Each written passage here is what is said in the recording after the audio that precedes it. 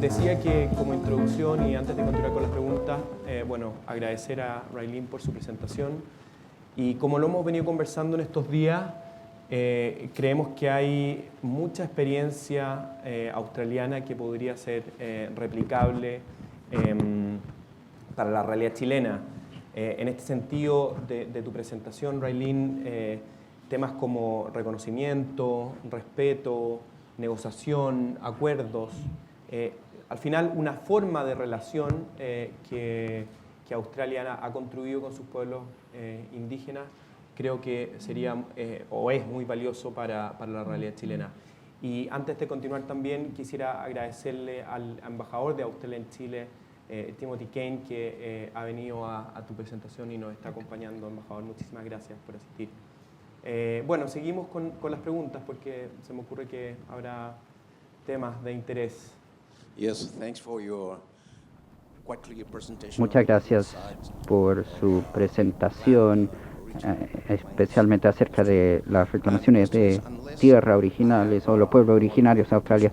Ahora, al menos que llegué a la conclusión errónea, me parece a mí que esta tierra que originalmente fue parte de la propiedad indígena, cuando fue tomada por la corona, quedó latente, esperando ahí y no ha sido trabajada. Ahora puedo estar equivocado sobre lo siguiente, pero ¿qué sucede cuando fue adquirida por la corona? ¿Qué pasa cuando fue un tema de inversión sustancial y cómo vamos a compensar los dueños cuando se le devuelve al pueblo originario? ¿Hay algún tipo de valorización de mercado justo que se realiza? ¿Y cómo se determina y cómo funciona? Esa es una excelente pregunta. De hecho, mucho del terreno no quedó latente, no quedó sin uso. Mucho del terreno fue otorgado por el gobierno a otras personas. Tal vez las personas se le pagó al gobierno por el dinero o se le entregó como otorgación, le dio titularidad por el terreno para hacer cosas. Esos derechos siguen en pie. A eso es lo que me refiero cuando hablé de título indígena. Muchos lugares en Australia ha sido extinto porque la corona ha hecho otorgaciones de tierra a personas y las personas retienen esos derechos. Ahora, funciona también en la dirección opuesta. Eso significa que es algo constitucional, pero depende de cuándo se hicieron esas otorgaciones. El grupo de título indígena que pueda establecer que sí era su tierra anteriormente puede reclamar indemnización. Pero ellos no reciben de vuelta sus derechos a esa tierra, pero a veces el gobierno en indemnización le entregará otra tierra que no se está utilizando por ninguna otra ente. Así es como funciona en Australia, pero si es que el gobierno ha entregado algún derecho a otra persona en tierras donde aún hay título indígena y esos derechos son no exclusivos, o sea, solamente el derecho para hacer ciertas cosas, tal vez el derecho a minar sin titularidad, los derechos de la persona no indígena tienen prioridad por sobre los derechos de título indígena. Entonces el título indígena está ahí por debajo, el otro derecho por encima, y cuando hayan terminado con todo eso, el título indígena prevalece o se queda en pie. No sé si eso es claro, pero así es como funciona en Australia. Buenos días, muchas gracias por su presentación. Usted planteó algunas ventajas y una de las más importantes de los títulos indígenas fue plantear que hubo un cambio en la relación de poder y que también destacó lo que tiene que ver con la identidad con la relación con la tierra y los beneficios de la relación con la tierra. Y entonces, esto me imagino que fue un proceso, cómo se fue construyendo ese proceso y cómo se fue avanzando hacia una cultura de negociación y no de litigación. Que nos pudiera contar un poco sobre eso.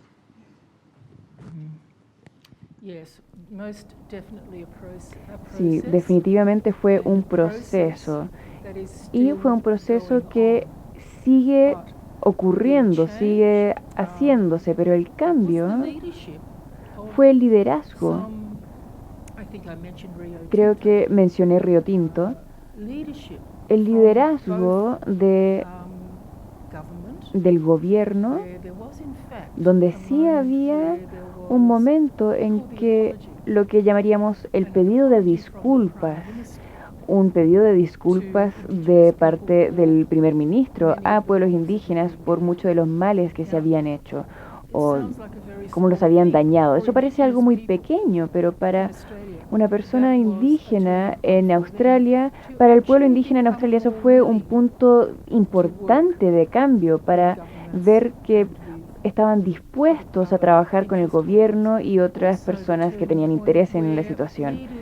Y otro punto de cambio fue con los líderes en la industria, donde ellos también mostraban una disposición a conversar con líderes indígenas y tal vez escuchar e involucrarlos en la toma de decisiones. Entonces ese proceso sigue ocurriendo, pero finalmente regresa al respeto, y el respeto en ambas direcciones. Y eso no ocurre de un día para otro, y tiene que venir de parte del liderazgo, y liderazgo a todo nivel, liderazgo en los grupos indígenas, líderes en el gobierno, líderes en la industria. Todas esas cosas son muy importantes para que pueda ocurrir este proceso. No sé si respondí su consulta. Chile. Quisiera saber si hay una gran concentración de indígenas en un sector o están extraordinariamente atomizados dentro del país. La segunda pregunta, ustedes continúan llamándolos indígenas. Yo entiendo que en Chile le llamamos chilenos, sean ellos mapuches o como sean, pero son chilenos. Y asociado a eso, la pregunta está, ¿no sale más difícil generar una reconciliación desde el momento que no son llamados australianos, todos, sino que se habla de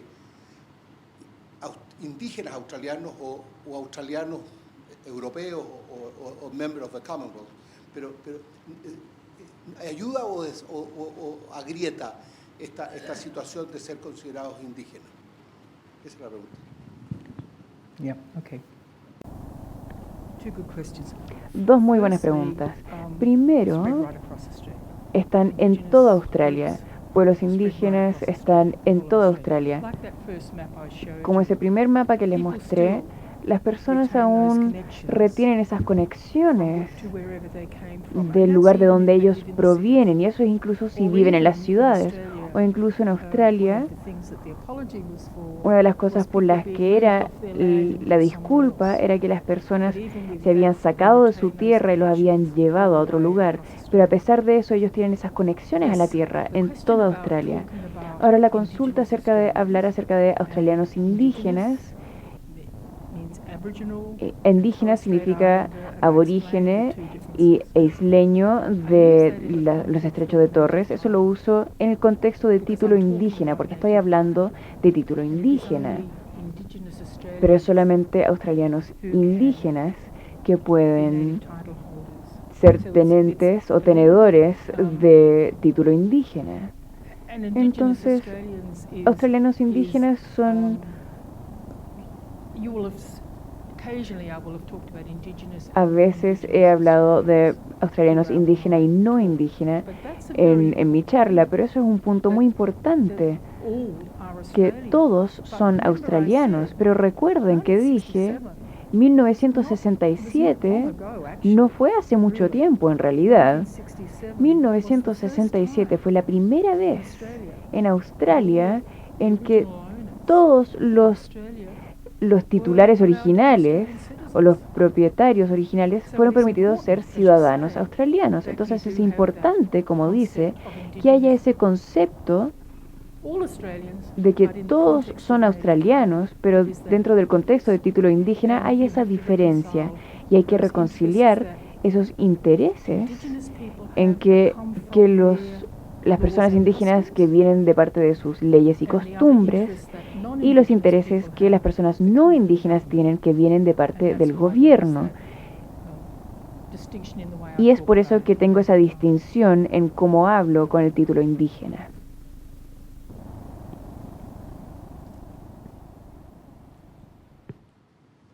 Muchas gracias. En la línea de alguna manera de la reconciliación y de lograr hacer un acuerdo nacional que se pueda avanzar en una nueva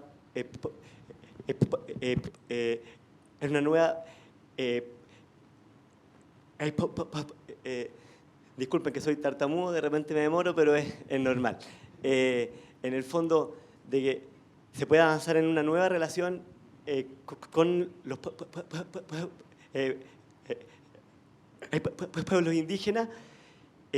Lo que nosotros visualizamos acá es que muchas veces sale muy difícil sentarse entre los partidos políticos, los gobernantes, las organizaciones indígenas, que muchas veces son muy diversas y obviamente no se representan unas a otras, sino que hay diversas opiniones entre las organizaciones indígenas, entre los partidos políticos y en la misma sociedad. La misma sociedad hay en el fondo personas que lo ven más desde una manera quizás más que somos, o sea, que no hay diferenciación entre indígenas y no indígenas, y hay otras personas que sí ven esta diferenciación, que sí ven que existe una deuda con los pueblos indígenas. Entonces, mi pregunta va más a la forma en que se avanza en una mesa, en alguna especie como de consenso nacional, de que acá a veces se ve muy difícil, en el sentido que se llega a un acuerdo durante un gobierno y al gobierno siguiente se cambia el acuerdo, se rompen todas las bases, o se llega a un acuerdo y la mitad de las personas de un sector, etcétera, deslegitiman ese acuerdo. Entonces, ¿de qué manera quizás se puede avanzar en ese compromiso como sociedad, como país, y cómo lo hicieron ustedes? Eso. Muchas gracias.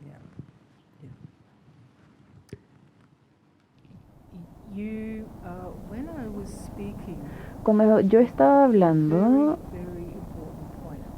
hubo un punto muy importante, era una parte muy pequeña de lo que hablé, pero no sé si recuerda que hablé de la importancia de lo que llamamos la estrategia bipartisana. Todo partido en Australia, grupos indígenas, grupos de industria, todos han aceptado esta cultura de negociación y trabajar en conjunto.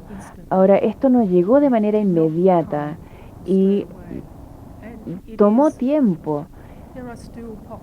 Y aún hay lugares en cada uno de estos grupos que va a quejarse. Pero en general hay esa aceptación. Pero ¿cómo se llega a esa aceptación? Es con la gente. Es con la comunidad más amplia, la comunidad misma, la sociedad, para que los gobiernos sepan que no pueden emplearlo como una plataforma política, porque si es que la gente o este grupo de gente está comenzando a decir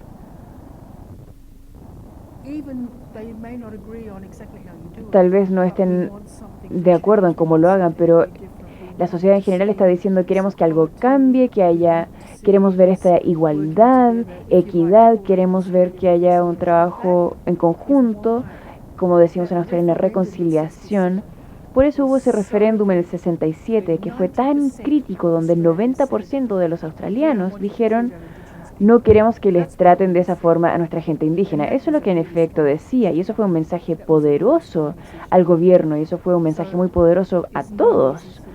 Entonces no hay una solución fácil o sencilla, pero hay liderazgo y hay liderazgo hacia arriba. Tenemos los partidos políticos, donde ellos saben que eso es lo que la gente, no todos, pero la mayoría de las personas quiere.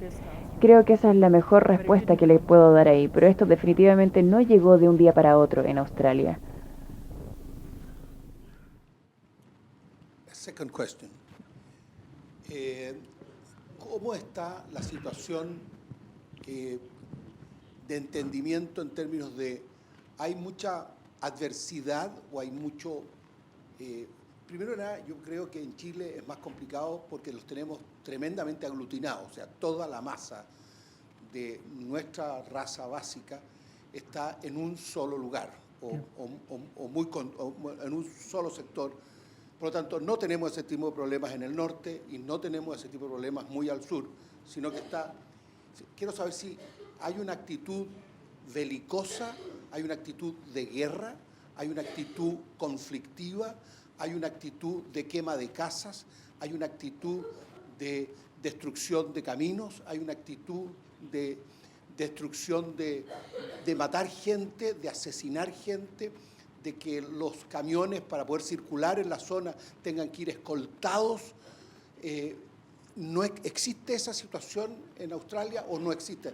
Porque la realidad nuestra, o a donde hemos llegado hoy día, es que hay una bomba de tiempo. Ustedes tuvieron una guerra de 150 años, que duró recién en 1920, terminó. Pero esta, me refiero a guerra interna.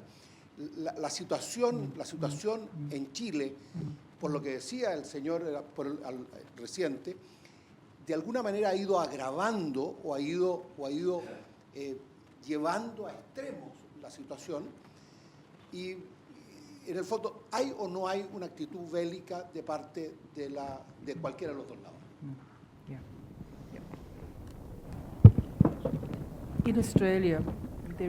Ahora en Australia no existe, no es una experiencia que hemos tenido en Australia.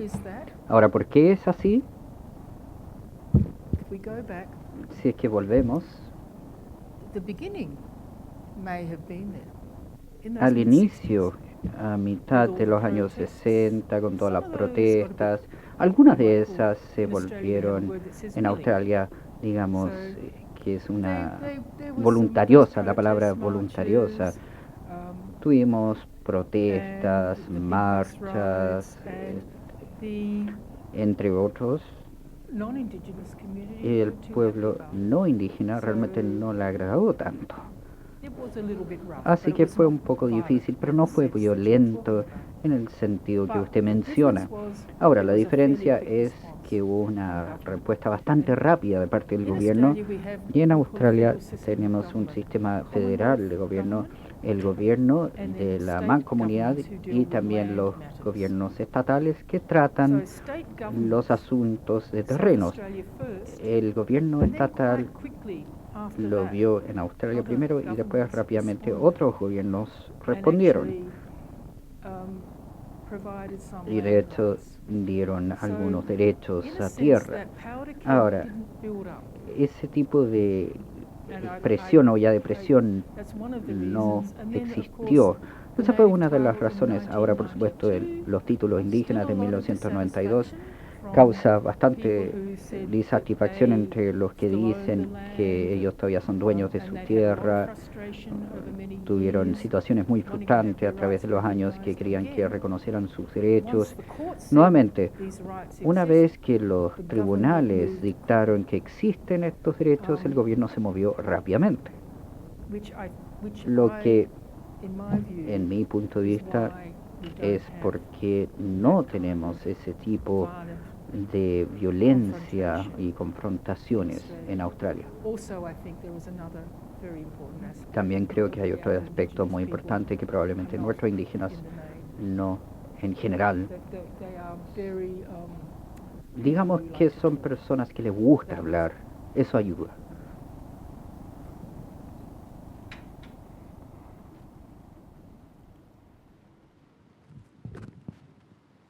Aló. Bueno, yo a diferencia, muy buenos días. Yo a diferencia del caballero, bueno, tengo otra opinión. No, o sea, tan hostil tampoco es el tema, pero quería aclarar o quería más o menos acotar que según relatos de mi abuelo, en forma muy personal, me contó algunas experiencias que él tuvo con respecto a cómo se les arrebataron las tierras a los indígenas con muy malas prácticas. Muy malas prácticas, en general, contratos fueron comprados a muy bajo precio en momentos que no debían haber sido. Por ejemplo, se les curaba, se les hacía tomar trago a los indígenas y se les hacía firmar contratos. Entonces, bueno, obviamente los indígenas perdieron muchas tierras en ese tipo de malas prácticas, yo encuentro.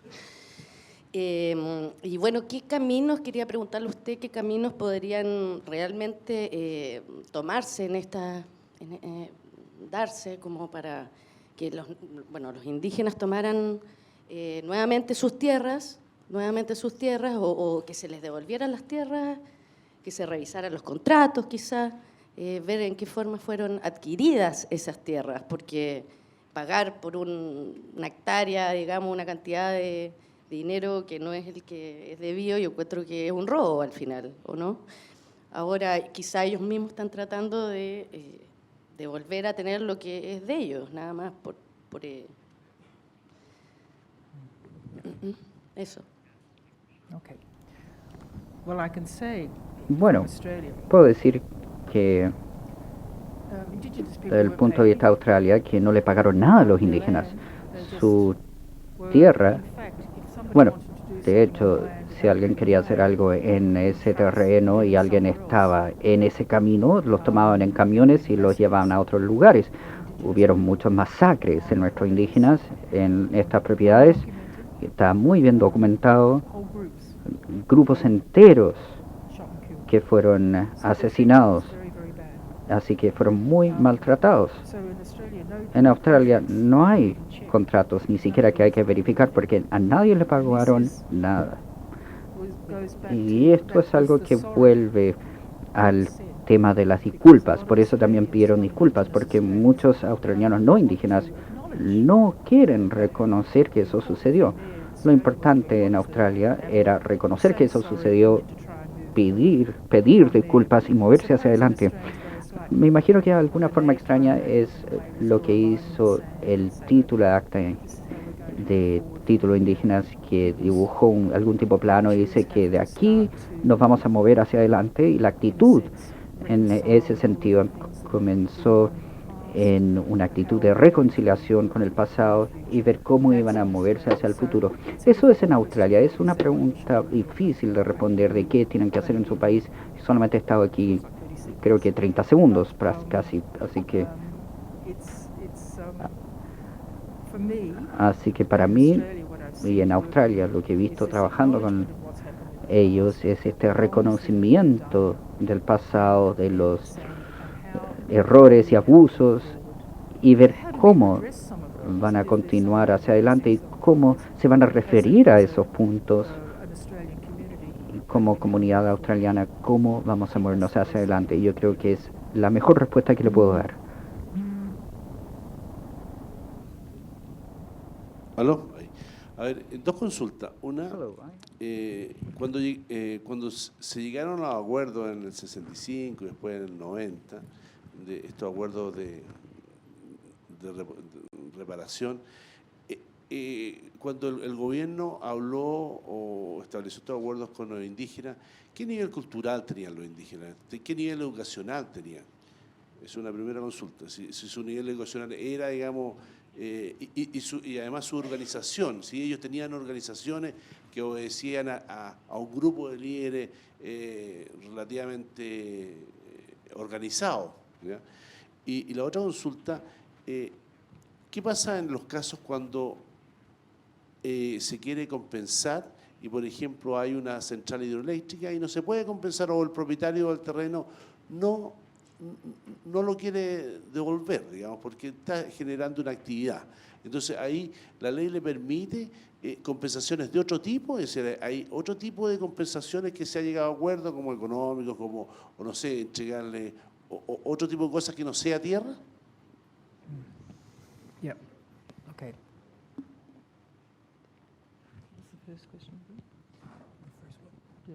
was the cultural level of Oh, the yeah. indigenous. Yeah. Thank you. With the agreements, Ahora, con el is acuerdo,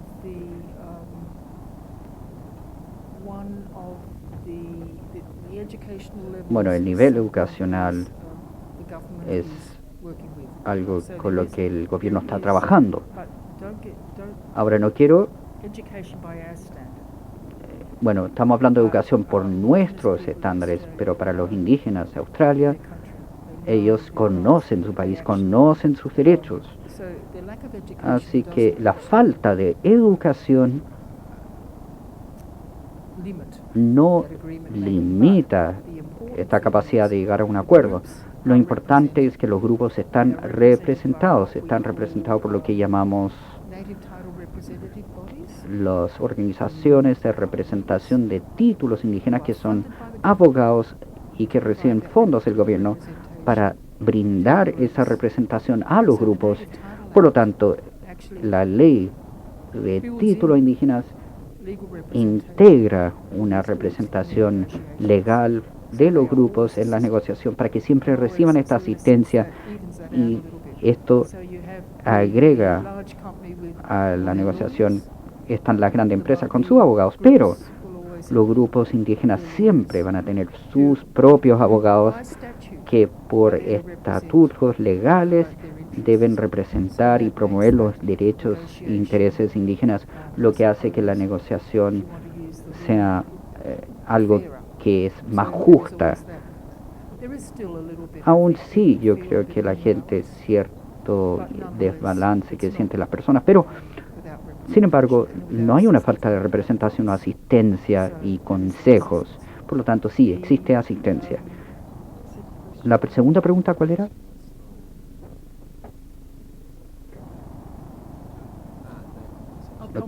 A la compensación, sí, disculpa, se me olvidó. Sí, la compensación, sí. De hecho, hay una compensación alternativa que es principalmente monetaria. Por ejemplo, si hay una planta eléctrica en ese terreno, claro, y tienen esos derechos, como había mencionado antes, prevalecen. Y la única compensación que se puede brindar entonces es o monetaria, o si el grupo acepta otro terreno en otro lugar. Así que sí, pero lo interesante es que es el gobierno que realiza el acto, que dio el terreno a otro, que da la compensación. Ellos pueden tratar de recibir algún tipo de dinero de vuelta de las empresas, y es el gobierno que tiene la responsabilidad de realizar la compensación. Por lo tanto, es principalmente monetaria, porque si la empresa eléctrica tiene derechos de tierra por el gobierno, es un acta de la corona, y es la corona que debe compensar, en ese caso, por darle los derechos de tierra a otro.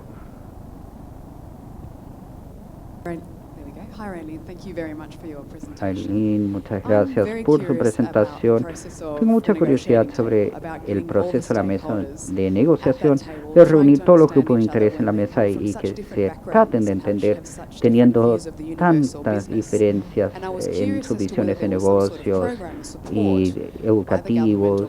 ¿Hay algún programa por parte de los gobiernos o las empresas que ayuden a los grupos de interés a entenderse entre sí, qué visión tienen y cuáles son las diferencias? Y creo que sería un componente muy importante, especialmente si quieren llegar a una negociación y acuerdo. ¿Hay algún tipo de programa o programas que apoyen esta creación de conocimiento? Primero, debo decir que en cierto sentido somos un país monolingüal. Inglés es lo que hablamos. Muchos de los grupos indígenas en sí, bueno, una de las cosas que se pierde con esta disposición es el idioma. Así que quiero destacar este punto porque yo creo que el lenguaje es algo muy importante que mantengan los grupos. Pero sí, hay un apoyo. Hay un apoyo de alto nivel para las estrategias de negociación y habilidades de negociación. Y hay, digamos que hay negociadores muy hábiles, muy expertos, que de hecho trabajan con eso. Pero esa mesa de negociación, solamente para darle una idea y ejemplo, no es solamente eso. A veces necesitan una negociación entre grupos indígenas en sí, porque ellos no siempre están de acuerdo, ¿ya? Así que una de las cosas que sucede en Australia en este momento, que creo que es muy emocionante, es que ahora tenemos una mesa redonda de líderes indígenas que se reúne y en cierta forma crea estrategias y debate y pone y coloca acuerdos sobre ciertas cosas. Así que existe una unidad que viene y es lo mismo que está sucediendo ahora. Y no es solamente que vamos a negociar un punto. Lo que está sucediendo en Australia y que es bastante nuevo es que hay grupos, lo llamamos mesas redondas, que se están creando con grupos indígenas, líderes de industria, líderes de gobierno, donde se reúnen todos ellos para tener una discusión, un debate.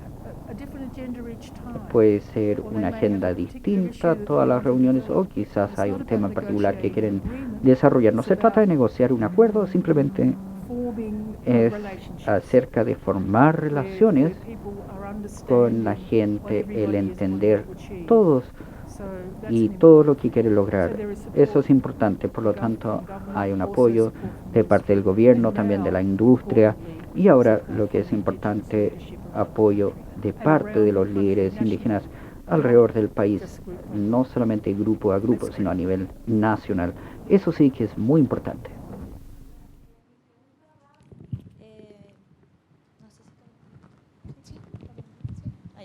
Mira, uno de los grandes problemas que existe en Chile es la falta de soluciones definitivas, fomentada principalmente por la subdivisión de las comunidades indígenas. Me gustaría saber cómo fue el proceso de ustedes para avanzar en el fondo llegar a soluciones definitivas y que no se fomente esta como círculo vicioso entre solución, demandas nuevas, solución, demandas nuevas. En el fondo, ¿cómo fue el proceso para cerrar el círculo, en el fondo, de las demandas de los pueblos originarios?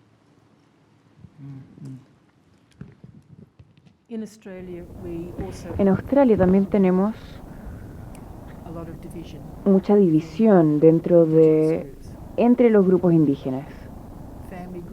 Grupos familiares que no están de acuerdo dentro de un grupo mayor. Es una de las cosas que el tribunal hace. Es una parte muy importante de lo que hacemos. No lo mencioné anteriormente, pero es una parte muy importante de lo que hacemos es que trabajamos con los grupos para, en algún sentido, mediar, ayudarles a resolver sus disputas dentro de sus grupos, para que cuando haya una solución que se haya alcanzado, cuando haya un resultado positivo con el título indígena, no se desarma porque el grupo en sí no está de acuerdo. Y lo otro muy importante aquí es que muchas veces las personas no entienden, y es importante que las personas entiendan. Nuestra experiencia en Australia es que los grupos indígenas necesitan tiempo para tomar decisiones. Necesitan tiempo para que todos dentro del grupo puedan aceptar o que las divisiones dentro del grupo puedan aceptar la decisión. No ocurre de un día para otro, pero el gobierno y la industria quieren que ocurra rápido. Y en Australia el tribunal quiere que ocurra rápido, entonces presionan al grupo para tomar decisiones muy rápidamente. Pero si tienen esa división dentro del grupo, se le va a imponer una decisión, porque tenemos que tomar una decisión, pero cuando se haya tomado, la solución es lo que yo llamo no perdurable, no continuará esa decisión, se va a desarmar. Con el tribunal que está trabajando con los grupos, así es como nosotros lo hacemos. Y también esos grupos, organizaciones fundadas o financiadas por el gobierno, también tienen su obligación para trabajar con los grupos para cerrar esas brechas. Y es el tiempo. Y también educar a los demás que necesitamos darle, al menos en Australia, le tenemos que entregar tiempo a los grupos indígenas para poder llegar a una cierta comodidad. Y creo que Nicolás dijo que puedan descansar con esa decisión. Y es una manera muy linda de verlo. Buenos días. Quería hacer la siguiente consulta. Creo que en el problema de la tierra hay también un problema de choque cultural entre los occidentales, digamos, la cultura occidental que busca darle rendimiento a la tierra, hacerla productiva, y no así la cultura aborigen.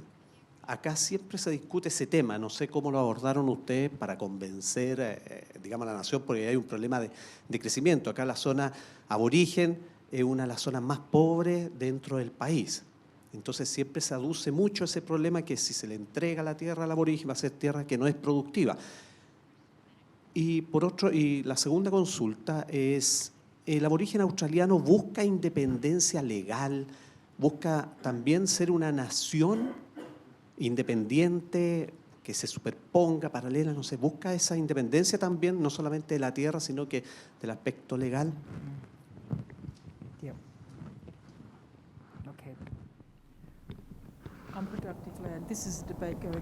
Este es un debate que está ocurriendo en Australia de momento, en la tierra no productiva. Es interesante. ¿Recuerdan ese mapa donde está la mayoría del título indígena? Está generalmente en el centro de Australia, que es terreno o tierra no productiva. Entonces, para mí no es necesariamente una coincidencia que los reclamos que fueron fáciles de determinar fueron aquellos que nadie más quería producir en esa tierra.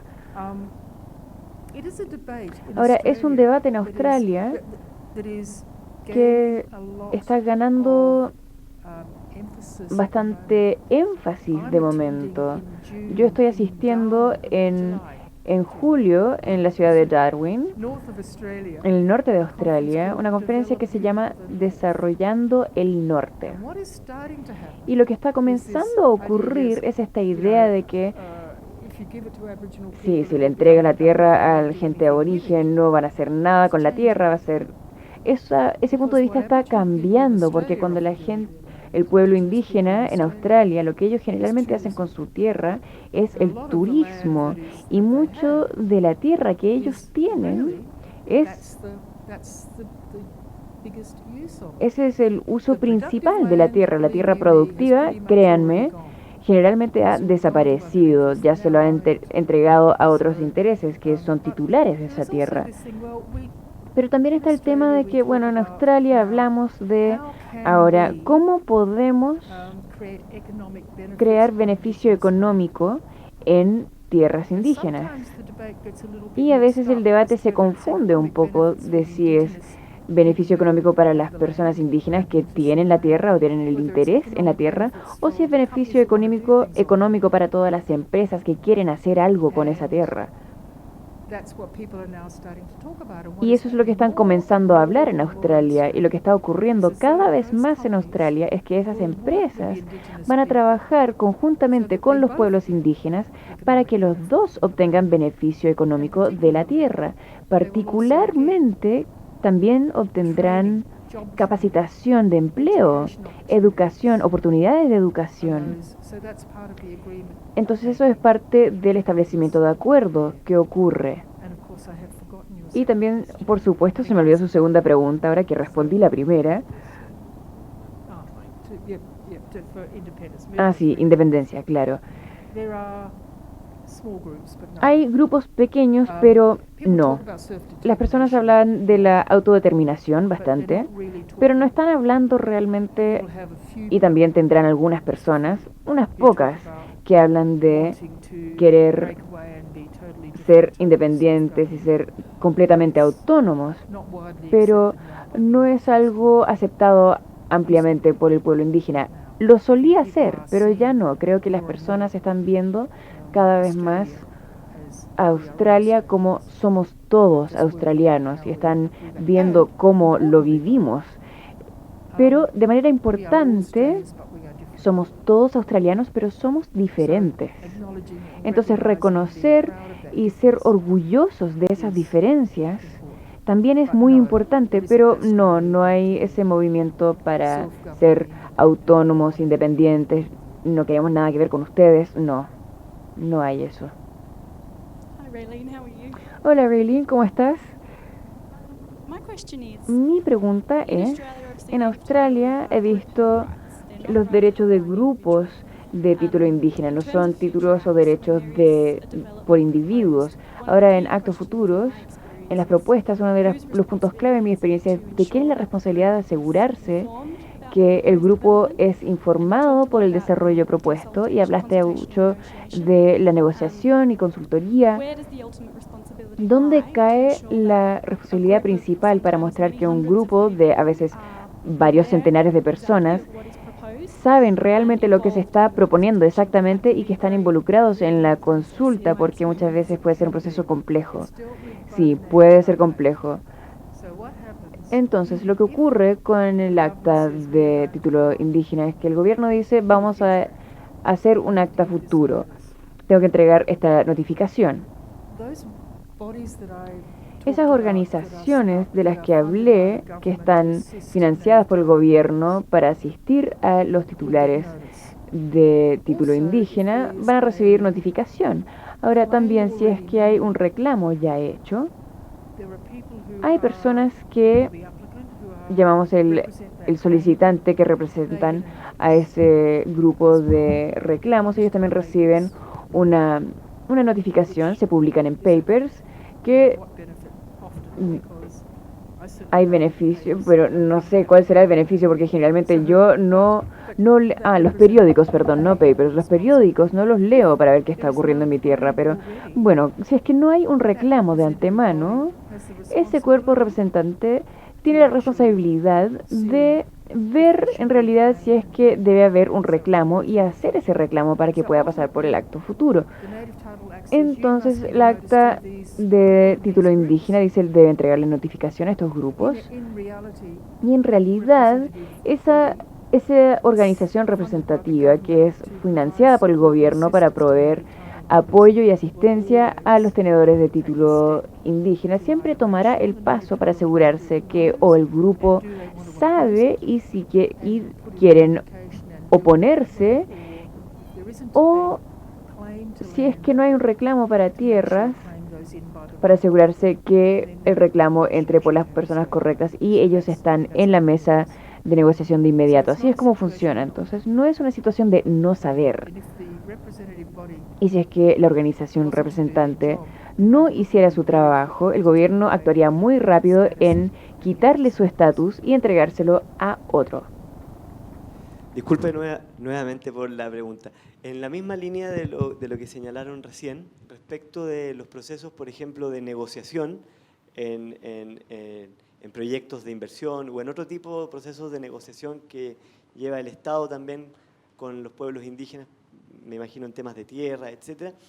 No sé de qué manera, en el fondo ha ayudado que de alguna u otra manera el organismo que resuelve, en el fondo allá es un organismo independiente, es un organismo que no depende directamente del gobierno de turno, sino que es un organismo que goza de algún grado, me imagino, o en el fondo de autonomía, de independencia, y que no cambia con un gobierno necesariamente.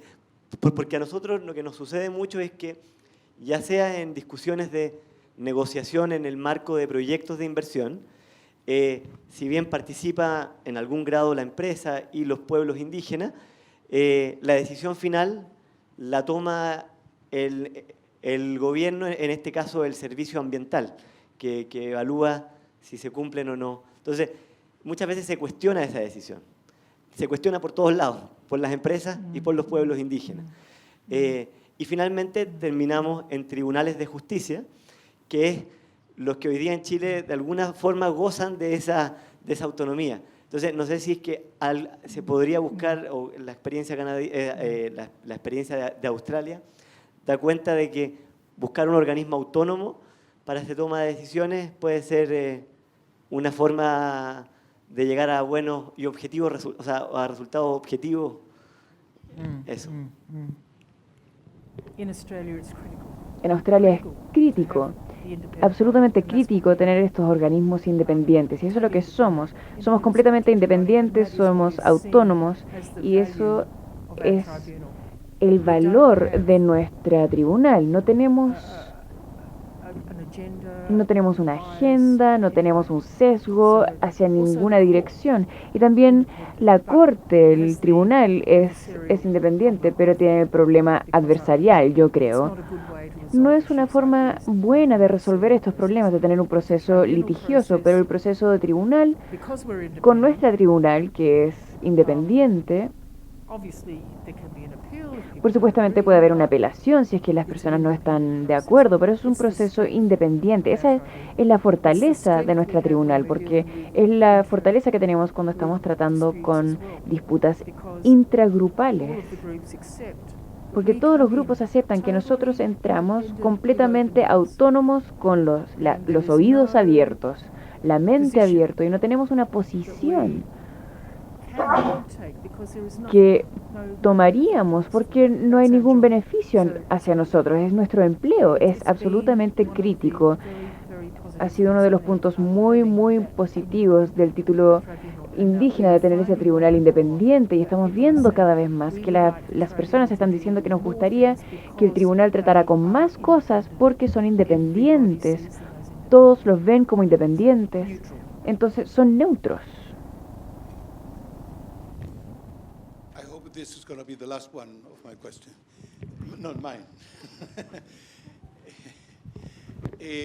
Primero que nada quisiera felicitar a Sofofa por haber traído este tema y haber traído una tan extraordinaria exponente que nos ayude a ver si buscamos una forma de solución de una cosa que no debería ser considerada problema en Chile y no debería ser considerado problema en ninguna parte del mundo, que es que dos etnias que vivan en un mismo país tengan problemas.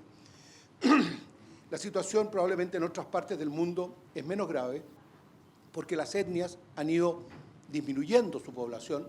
Sin embargo, en Chile la población de la etnia nuestra básica, que estaba en el origen en nuestro país, ha estado creciendo a una tasa del 147% en los últimos años, cosa que el resto del país no está creciendo a esa tasa.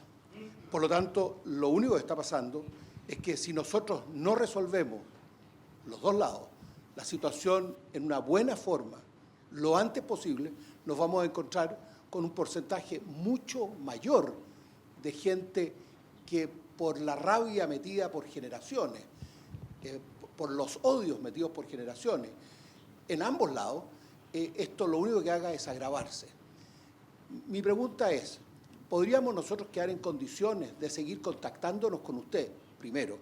Y segundo, si usted, como ha estado haciendo esto, a lo mejor tiene relaciones con otros países, con otras personas que han manejado situaciones similares, que nos pudieran ayudar a buscar una mezcla de soluciones que han encontrado ustedes y otros países para manejar situaciones como esta. Hay que agravar dentro de esto, en la situación legal o la situación cívica en Chile, que en Chile mentir no tiene ningún costo. En otras partes del mundo, mentir es un pecado grave y es absolutamente penado. Si no, es cuestión de preguntarle al señor Clinton en Estados Unidos con su affair, con su secretaria, por mentir fue que salió castigado, no por lo que hizo. Por lo tanto, en Chile nosotros somos, es muy lábil, es muy blanda la ley a mentir. Se puede mentir todo lo que quiera y no pasa nada.